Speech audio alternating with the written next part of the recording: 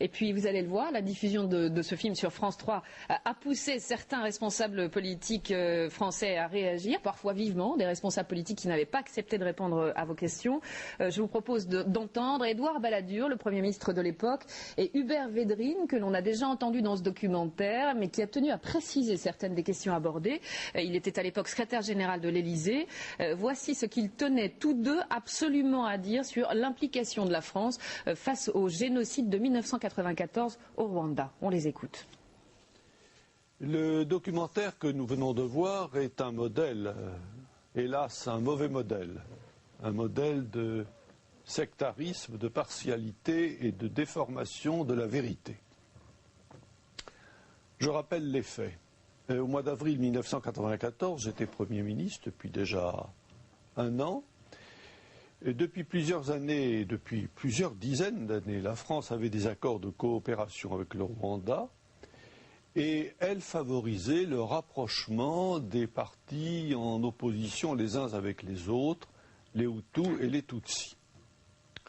Le 6 avril 1994, l'avion qui transportait le chef du gouvernement a été abattu. À partir de là, des troubles graves se sont déclenchés et il y a eu de véritables massacres de la population.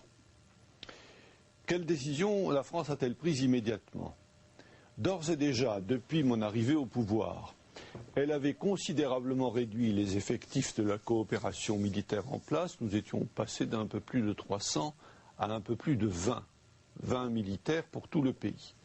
Nous avons également réduit considérablement tout ce qui était fourniture d'armes et depuis le mois de mars 1993, il n'y avait plus que des armes du type de pistolet qui étaient autorisées à la vente.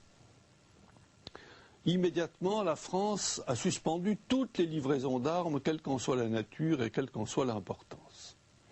Et elle s'est préoccupée de faire en sorte que les massacres s'arrêtent. Elle s'en est préoccupée dans, je dois le dire, dans l'indifférence, la passivité, pour ne pas dire la veulerie générale de toutes les grandes puissances et dans l'indifférence notamment, au début en tout cas, de l'Organisation des Nations Unies. C'est tellement vrai que la MINUAR, qui était la force des Nations Unies qui avait été déléguée sur place et qui comportait 2500 personnes, a réagi d'une seule manière après le début des massacres, c'est de ramener les effectifs de 2500 à un peu plus de 200, 250 je crois. Et la France a la première, par la voix de son ministre des Affaires étrangères, que j'avais autorisé à le faire, bien entendu, c'était M. Alain Juppé, qualifié de génocide les massacres qui se déroulaient. À partir de là, elle souhaitait faire en sorte que ces massacres s'arrêtent. Comment le pouvait-on ? Il y avait deux conceptions qui s'opposaient. La première, c'était celle qui suggérait que la France organise en quelque sorte une expédition militaire pour s'interposer entre les deux parties en conflit les unes avec les autres. Cette position était soutenue dans toute une série de cercles du gouvernement et de l'administration de notre pays. Ça n'était pas la mienne et je m'y suis opposé. Je m'y suis opposé parce que je considérais que nous courions, si nous faisions cela, le risque d'être suspectés de mener une véritable expédition coloniale à 7 à 8 000 kilomètres de nos frontières de surcroît. J'en ai parlé avec le président de l'époque, qui était M. Mitterrand. Je lui ai même écrit et j'ai fait prévaloir mon point de vue, qui était différent. C'est-à-dire que j'étais partisan d'une opération humanitaire, mais exclusivement humanitaire, qui avait pour but de mettre à l'abri la plus grande partie possible de la population civile malheureuse.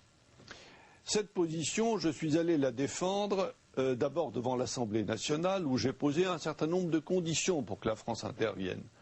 Opération seulement humanitaire, limitée à quelques semaines, autorisée par le Conseil de sécurité des Nations Unies et à laquelle devrait s'associer le plus grand nombre de pays possible.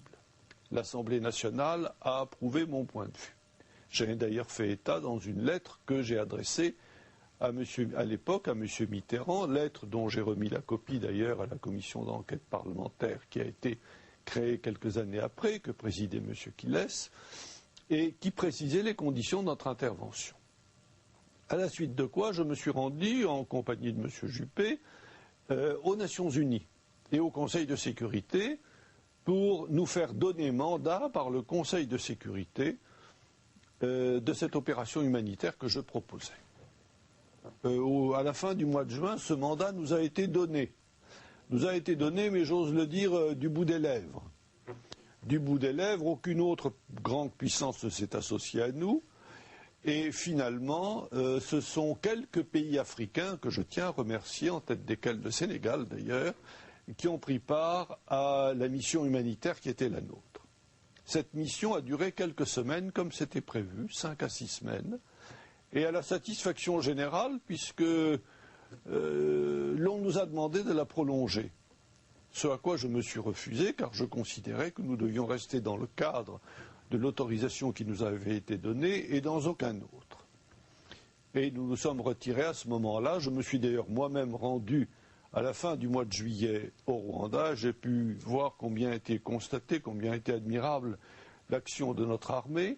J'ai pu voir toutes les atrocités dont étaient victimes des femmes, des enfants, des vieillards.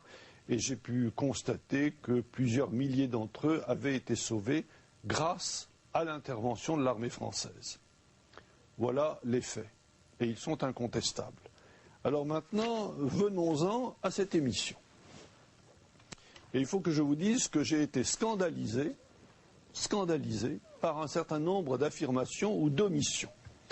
Première affirmation, je crois qu'il n'est pas inutile que je m'y reporte, première affirmation, un avion militaire français se serait posé sur l'aérodrome de Kigali au mois d'avril 1994, chargé d'armes destinées aux forces rwandaises, qui seraient venues à l'aéroport pour en prendre livraison. C'est le représentant de la MINUAR qui l'affirme. La MINUAR, dont je vous rappelle qu'elle avait réduit ses effectifs de 2500 à 250 hommes, sans doute pour mieux venir en aide au Rwanda, j'imagine. J'oppose le démenti le plus formel à cette affirmation. Il n'y a pas eu d'avion militaire français transportant des armes à destination du Rwanda à la date indiquée, ni d'ailleurs même à une date antérieure. Je le dément formellement. Je vous rappelle que les avions militaires français ne pouvaient se livrer à des missions de cet ordre que sur autorisation du Premier ministre. À l'époque, c'était moi le Premier ministre. Et je n'ai donné aucune autorisation de cet ordre. J'ai d'ailleurs eu soin de le vérifier auprès de ceux qui étaient à mes côtés dans le gouvernement que je dirigeais à l'époque. Première affirmation, qui est une affirmation fausse. Deuxième affirmation, on parle dans ce documentaire des atermoiements de Paris. Je voudrais bien savoir qui a atermoyé dans cette affaire. Si c'est Paris, ou si ce sont les autres capitales, si ce sont les pays qui ont refusé de participer à quelque opération que ce soit, ou si ce sont les Nations Unies. Et on affirme que nous aurions demandé à nos soldats de coopérer avec l'armée Hutu, principal artisan du génocide. J'aimerais qu'on me dise sur quoi s'appuie une pareille affirmation. On ajoute que l'opération turquoise a privé le FPR, c'est-à-dire les Tutsis, de leur victoire sur les forces du génocide. Je reprends la formulation qui est indiquée. Et que donc c'est la France qui porterait la responsabilité de la déstabilisation de cette région. Là aussi, c'est un contresens complet. Est-il volontaire ou pas, je ne le sais pas. Je souhaite pour ses auteurs qu'il soit involontaire. La France n'a nullement contribué à la déstabilisation de la région, elle a au contraire contribué à sa stabilisation, en sécurisant et en mettant à l'abri des centaines de milliers de Rwandais. Et on ajoute que la France s'est focalisée sur la guerre et que l'arrêt du génocide n'a jamais été la priorité de l'État français. J'oppose là aussi le démenti le plus formel à cette affirmation. Mon objectif, c'était l'arrêt du génocide.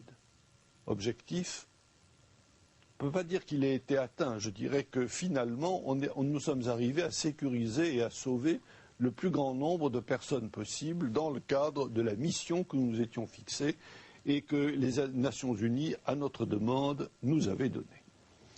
Voilà pour les contre-vérités qui relèvent purement et simplement du procès d'intention qui ne se fonde sur rien. Maintenant, venons-en aux omissions, si vous voulez bien.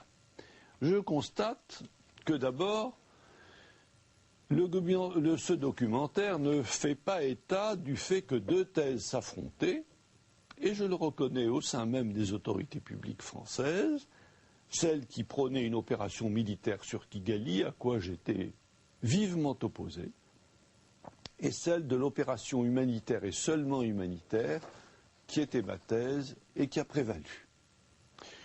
On ne parle pas non plus de la lettre que, pour ce faire, j'avais adressée au président de la République, M. Mitterrand, lettre que j'ai remise entre les mains de M. Quilès, et dans laquelle je précisais quelles devaient être les conditions de cette opération humanitaire que nous souhaitions. On ne dit pas non plus que cette opération turquoise a fait l'objet d'un débat au Conseil de sécurité devant lequel je me suis rendu, je le rappelle à nouveau, et qu'elle a été autorisée par le Conseil de sécurité. On ne dit pas davantage qu'elle était, de par la proposition du gouvernement français, limitée dans le temps à quelques semaines, et que s'y sont associés un certain nombre de forces militaires d'un certain nombre d'États africains. Alors, que faut-il en penser? Eh bien, je vais vous dire, je suis très perplexe. À quoi correspond cette volonté systématique de tenter de décrédibiliser l'action de notre pays? Quel en est le motif, avoué ou inavouable? Pourquoi faut-il s'en prendre au seul pays qui a fait quelque chose pour empêcher le génocide et qui, dans une certaine mesure, a conduit au fait qu'il a été arrêté? Pourquoi s'en prendre à lui? Quels sont les intérêts qui le justifient? Quels sont les mobiles qui font agir ceux qui se livrent à une campagne qui est une véritable campagne de diffamation contre la France? En ce qui me concerne, je n'ai pas la réponse aux questions que je pose, mais cette action de dénigrement systématique est poursuivie de façon tellement persévérante depuis maintenant une dizaine d'années qu'il est parfaitement légitime que je me pose la question. J'ignore si le débat qui suivra va apporter la réponse à ces questions, je le souhaiterais. En tout cas, je le répète, la France non seulement n'a pas à rougir de ce qu'elle a fait, mais elle doit au contraire, elle peut au contraire en tirer fierté. Je viens de voir ce film sur le génocide rwandais qui est évidemment bouleversant à propos du génocide, mais je suis tout à fait déçu par ce film en ce qui concerne la politique française.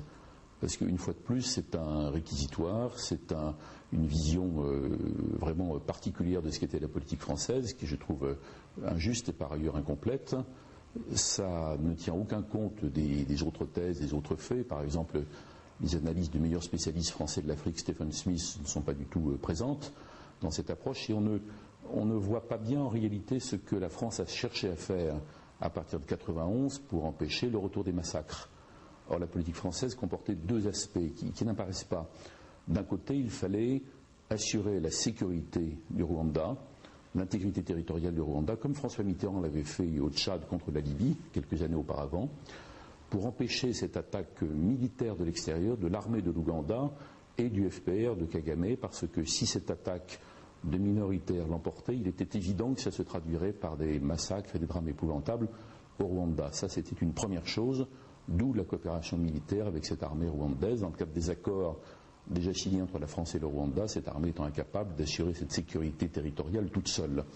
Et l'autre volet, aussi important que le premier, c'était d'obliger le régime Habyarimana, le régime donc Tutsi du président Habyarimana, les obliger à partager le pouvoir avec les Tutsis.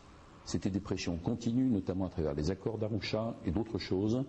Or, il est évident que les extrémistes des deux camps, aussi bien les Tutsis de l'extérieur que d'autre part le régime Habyarimana, ne voulaient pas de ce partage politique, ne voulaient pas de cette politique française. Et ils se sont ligués en quelque sorte, ils ont tout fait pour que cette politique échoue. C'était l'attentat contre le président Habyarimana, suspect aux yeux de ses propres extrémistes de céder aux pressions de la France pour une solution politique. Et on sait la suite, c'est-à-dire le génocide, les massacres, l'offensive militaire du FPR et tout ce qui s'en est suivi au Rwanda. Ça n'est pas montré. De même que le film n'analyse pas du tout la stratégie de l'Ouganda. n'analyse pas du tout la stratégie de conquête militaire du FPR, n'analyse évidemment pas la stratégie des États-Unis et des autres. Ce n'est pas le cœur du sujet, mais c'est quand même très absent et du coup on ne comprend pas très bien ce qui s'est passé. Au bout du compte, cet épouvantable génocide n'a pas eu lieu à cause de la politique française. Elle n'y a pas prêté la main, au contraire, toute sa politique visait à empêcher le retour des massacres. Ça a eu lieu parce que cette politique française a échoué, hélas.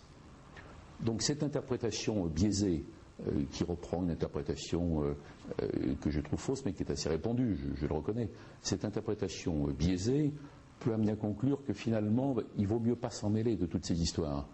Parce que les pays qui n'ont rien fait, et qui ont baissé les bras, ou qui s'en sont lavé les mains, qui n'ont pas du tout cherché à aider la France à partir de 91, ni dans les accords d'Arusha, ni après les débuts des grands massacres. Il a fallu attendre des jours et des jours et des jours, et la France s'est résolue à agir toute seule parce que personne ne voulait faire quoi que ce soit. Donc si c'est ça l'interprétation dominante, la conclusion ce sera que, eh bien, il faut laisser faire, et si la France avait laissé faire, les épouvantables événements de 1994 auraient eu lieu dès 1991. Donc il faut réfléchir à tout ça autrement, je crois. Alors, Raphaël Glucksmann, les critiques sont dures, hein, on vient de les entendre. Édouard Balladur vous accuse pas moins de vouloir systématiquement décrédibiliser l'action de la France. Il parle d'une campagne de dénigrement, de diffamation, et parle de buts avouables ou inavouables. Quel but avez-vous poursuivi en faisant ce film? Déjà, nous n'avons jamais dit que le génocide avait eu lieu à cause de la France. Nous avons juste voulu savoir comment la France s'était liée à cette histoire. C'est le texte de notre film. Nous ne sommes pas des procureurs, nous ne sommes pas payés par des services secrets étrangers. Nous sommes juste des citoyens français qui cherchent à éveiller un débat. Parce que, effectivement, c'est grave de lier la France à l'histoire du génocide. Le génocide, c'est un événement extraordinaire. Je voudrais juste répondre aux objections de M. Balladur. D'abord, on ne dit pas qu'il était au courant qu'un avion se pose en avril 1994 en plein génocide au Rwanda pour livrer des armes aux forces génocidaires. Ce qu'on dit, c'est qu'un avion français s'est posé. Peut-être qu'il s'est posé sans que M. Balladur ait donné son accord. Vous pensez que c'est possible, véritablement, qu'un avion rempli d'armes venu de France se pose sans que le Premier ministre soit au courant? En tout cas, il y a des témoins oculaires de cette accusation. Excusez-moi de vous interrompre. Vous avez probablement lu les 1500 pages du rapport de la mission d'information que j'ai présidée. Il y a énormément de documents dedans. C'est la première fois en France que l'on déclassifie autant de documents secret défense. C'est une première. Malheureusement, il n'y en a pas eu de deuxième après. J'espère qu'il y en aura. Mais il y a la page 356 et 357 du deuxième tome. Il y a des documents dont il aurait été souhaitable de donner connaissance. C'est-à-dire qu'il y a un point de vue que vous évoquez, un témoin qui est sénégalais, et il y a un autre point de vue qui dit que ceci n'est pas vrai. Et d'ailleurs, il n'y avait pas de Sénégalais sur place. Rapport de Kigali à ce moment-là. Et il y avait effectivement un avion français qui était un Transal. Ce Transal venait de la base aérienne de Bangui. Il est arrivé à vide. Et pourquoi ce Transal est arrivé sur l'aéroport de Kigali? Pas pour débarquer du matériel, mais pour rembarquer les 24 Français dont on a parlé. Il y avait une petite mission militaire française qui était restée, dirigée par un lieutenant-colonel qui, je crois, s'appelait Morin, ou un nom comme ça, et qui est reparti pour Bangui. Une semaine après le début du génocide, donc les Français ont ramené leurs troupes. Si vous voulez. Alors, je vous en prie. Sur ce point, c'est que nous on parle du 9 avril et qu'il y a 3 avions qui sont arrivés le 9 avril. Ça, c'est connu par tout le monde. Le problème, c'est est-ce qu'il y avait des armes dans ces avions. Donc nous avons un témoin qui disait que oui. Et juste, je voudrais répondre à M. Balladur, puisque après on passera au débat. Je voudrais répondre à M. Balladur et je voudrais dire qu'il a raison de dire qu'il y avait 2 thèses qui s'affrontaient à l'époque. Et je trouve ça très bien que M. Balladur se distingue de la position qui était celle de François Mitterrand, parce que nous n'avons pas voulu rentrer dans les détails des positions personnelles de nos dirigeants de l'époque. Nous avons voulu montrer une logique et justement que ces dirigeants s'expliquent et qu'il y ait, comme vous l'avez dit, comme en Belgique, une responsabilité individuelle qui se dégage de cette logique. Donc effectivement, il y a eu 2 thèses qui s'affrontent. Notre volonté, ce n'est pas de systématiquement détruire la politique française. Notre volonté, c'est que les Français s'interrogent sur cette politique. Et comment